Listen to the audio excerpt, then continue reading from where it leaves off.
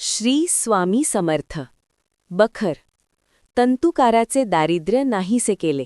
मंगळवेढ्यास महाराजांचा एक तंतुकार साळी भक्त होता. तो दारिद्र्याने फार पीडला होता. भिक्षा मागून उदरनिर्वाह करी. श्री स्वामींची व त्याची सुदैवाने गाठ पडली. तेव्हापासून तो एकनिष्ठपणे महाराजांची सेवा करू लागला. सेवा करता करता 3 महिने झाले. श्रींस भक्ताची करुणा आली. एके दिवशी रात्री तंतुकाराचे स्वप्नात महाराजांनी दर्शन देऊन सांगितले की तुझा बाप पूर्वी मोठा व्यापारी होता. पंढरपुरास यात्रेस गेला असता तो तिकडेच मरण पावला. तुझी आई त्याचे पूर्वीच मेली. तुझ्या घराचे मागे तुळशी वृंदावनाखाली तुझ्या बापाने पुष्कळ द्रव्य पुरून ठेवले आहे, ते काढून घे. असा चमत्कारिक दृष्टांत पाहून तो साळी जागा झाला. श्रींचे आज्ञेप्रमाणे घरी जाऊन तुळशी वृंदावनाखाली खणून पाहतो तो विपुल धन मिळाले. अत्यानंद होऊन श्री स्वामींचा तपास करून तंतुकार जंगलात गेला व त्याने श्रींचे चरणी मस्तक ठेवून आनंदाश्रूंनी श्रींचे पायास अभिषेक केला आणि आशीर्वचन घेऊन पुढे तो आनंदाने संसार करू लागला. हा तंतुकार पुढे मोहोळास येऊन राहिला. अशी श्री स्वामींची अगाध लीला आहे. धन्यवाद. समाप्त. श्री स्वामी समर्थ. बखर. यवनावर कृपा केली. मंगळवेढ्यास श्री स्वामी समर्थ असता एक यवन त्यांची सेवा करीत असे. श्री समर्थांची स्वारी पटवर्धनांचे कुरणात असे. तेथे जाऊन चिलीम तयार करून तो महाराजांस तंबाखू पाजीत असे. महाराज गावात आले म्हणजे तो त्यांची सेवा करी.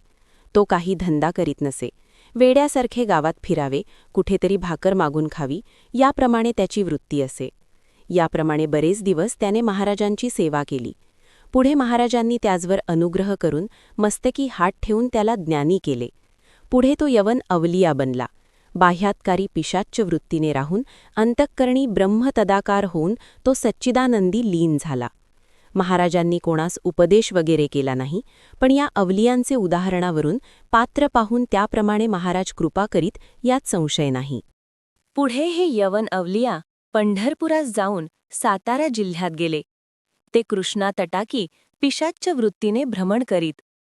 पुढे हे अवलिया मोठे योगी आहेत अशी जगात त्यांची कीर्ती होऊन पुष्कळ कामिनिक लोक यांचकडे येत असत.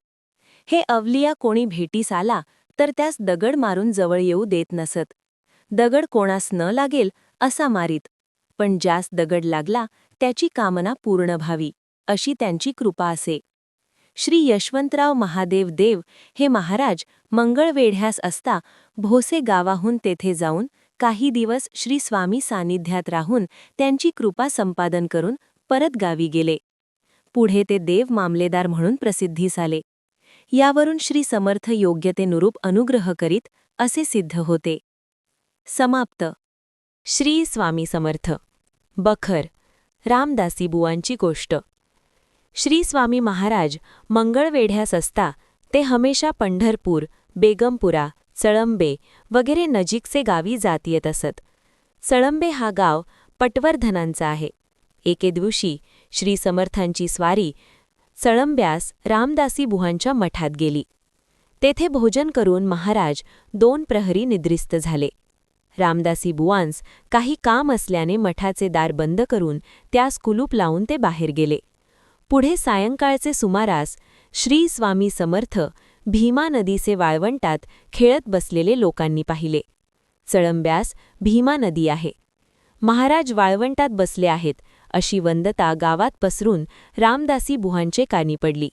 महाराज तर मठात निद्रिस्त आहेत. वाळवंटातील स्वामी दुसरे कोणी असतील असे बुवांस वाटले, कारण आपल्या हातांनी मठासी कुलूप लावून बुवा बाहेर पडले होते. बुवा मठात जाऊन कुलूप उघडून पाहतात. तो श्री समर्थांची स्वारी मठात नाही. बुवांस आश्चर्य वाटले. मठासी दुसरा दरवाजा नसून बाहेर पडण्यास मार्ग नाही. दरवाजास स्वहस्ते कुलूप लावले असून त्याची किल्ली आपणाजवळ आहे. महाराज मठाबाहेर कसे गेले ह्याबद्दल बुवांचा काही तर्क चालेना. शेवटी महाराजांच्या अगाध लीलेबद्दल बुवांचं आश्चर्य वाटले. वाळवंटात जाऊन बुवांनी महाराजांचे प्रेमपूर्वक दर्शन घेतले व ते त्यांस गावात घेऊन गेले. श्री स्वामी समर्थ. समाप्त. श्री स्वामी समर्थ. बखर. 2 दिव्य तेजस्वी पुरुषांशी संभाषण. मंगळवेढे गावाजवळ एक मोठा डोंगर आहे. त्याचे पायथ्याशी नदी असून तिच्या काठी झाडी आहे. ते स्थान मोठे रमणीय आहे. तेथे एकदा श्री स्वामी समर्थांची स्वारी बसली होती.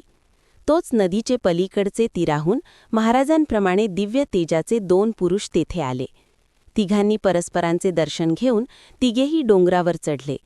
परस्परात भाषणे झाली. ती कोणास कळण्याजोगी नव्हती. त्यापैकी एक यती का रडतो का म्हणून बोलला. तितक्यात दुसरा म्हणाला, हाका का मारतो? तिसरा म्हणता, असे का करतो?